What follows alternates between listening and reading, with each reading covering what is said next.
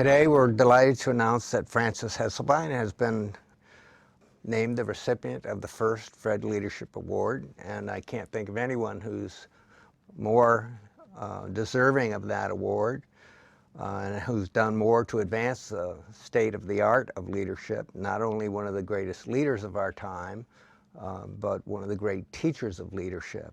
Well, I'm deeply honored and grateful, and I may say overwhelmed. Thank you.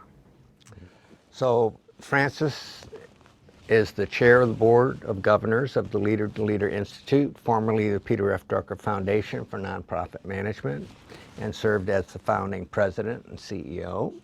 Frances was awarded the Presidential Medal of Freedom, the United States of America's highest civilian award, in 1998, which recognized her leadership as CEO of the Girl Scouts of the USA and role as founding president of the Peter F. Drucker Foundation, and for her service as pioneer for women, diversity, and inclusion.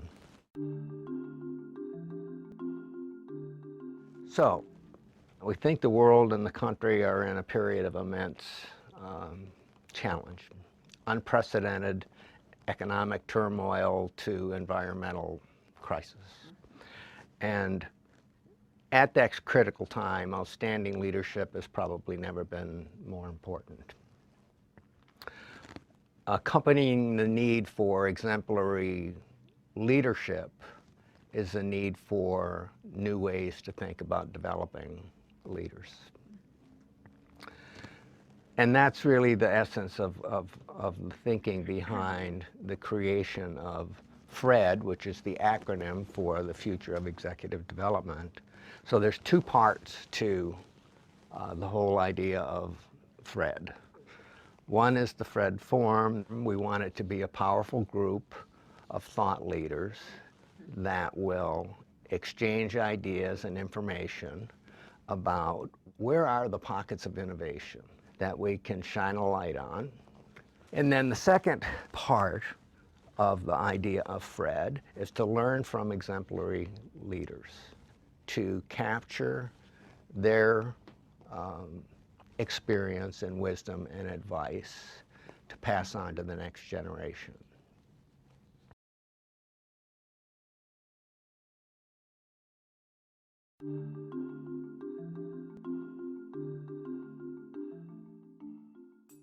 Frances, what was it like growing up in the mountains of western Pennsylvania?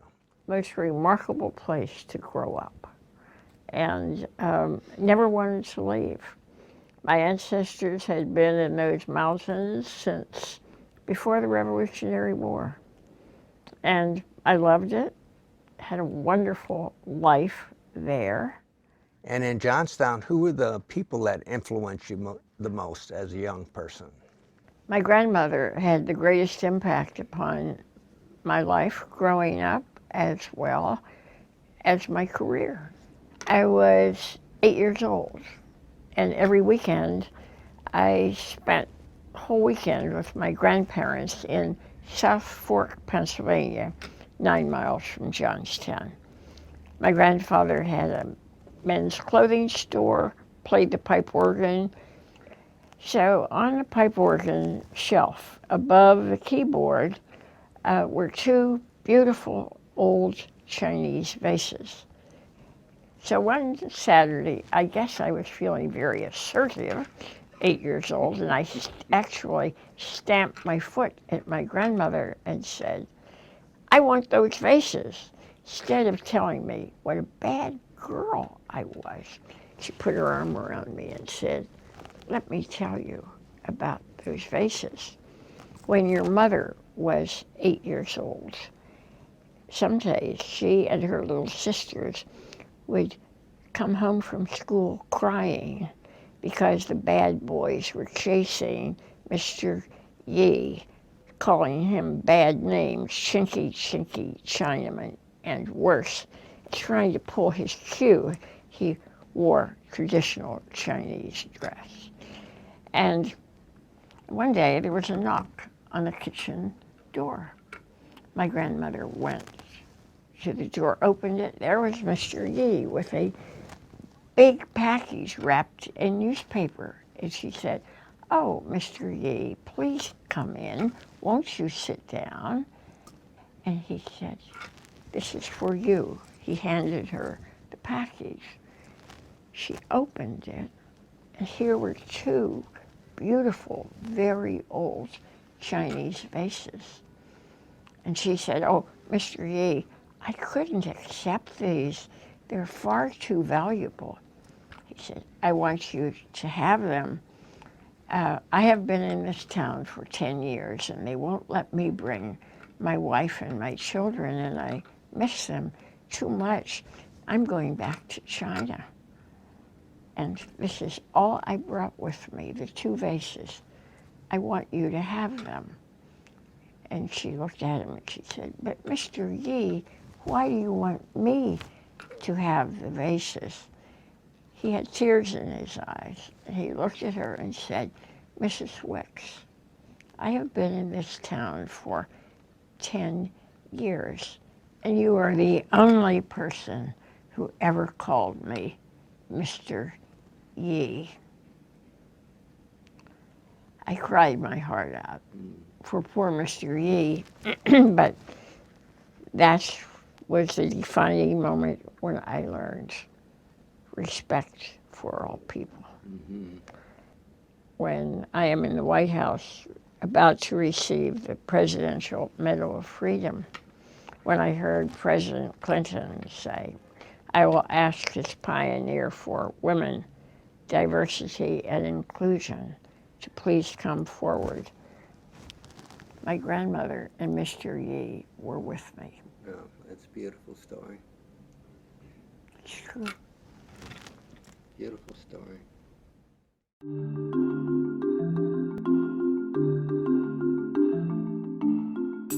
The character things, the principles, the values, the courage, are those things you can develop in other leaders? And Peter Drucker always said, you can't teach leadership, but you can learn leadership. Leadership is a matter of how to be, not how to do. We spend most of our lives learning how to do and teaching other people how to do, and yet, in the end, it's the quality and character of the leader that determines the performance, the results. We could go to the library and get 100 books on values and principles, on ethics. We could read them. But what do you have to do? You live them. You distill from all of this wealth, all the examples, you distill the values you're going to live by. You say you're going to live by. And then every day, you're challenged to do that. You can't just talk about values. You live them. What advice or wisdom do you have for today's senior leaders? I don't know what your blood type is, but mine is B positive. Now, even if your blood... Did you make that up? No. I know you did. No, my blood type is B positive. Now, I think we all should say, well, so is mine. My blood type is B positive. I'm going to see value in people. Right now, the generation now in college, and a few years before, a few years after, they are finding this generation is the most passionate about service, about volunteering, about helping people, and they're comparing it to the generations, the greatest generation in the 1930s, 40s. And they're trying to figure out what makes this generation right now, and they're saying 12 to 30, what makes this generation so different from some earlier generations? It's very inspiring. Frances, what would you most like to be remembered for? Last time I met with all of the staff members of Girl Scouts of the USA, all the leaders of local councils and the national organization. I guess there were 400 of us in a room. And at the end, the program said, a dialogue with Peter Drucker and Frances Hesselbein. And as they introduced it, they said, we've played a trick on you. It's not a dialogue. Peter Drucker is going to interview Frances Hesselbein. I thought, oh, it's a little formidable, but we started. And of course, anything he did very well. We came to the last question. You're going to be leaving. Frances, you're going to be leaving this organization. And as you leave, they're going to hang your portraits on the wall. And there will be a little brass plaque. What do you think that little brass plaque will say of you? Well, I'd never thought of such a thing. And I heard myself saying, I hope it says she never broke a promise. And Peter Drucker said, no. It will say she kept the faith. I guess to answer your question, I hope on that little brass plaque or in that final eulogy, we will say she kept the faith.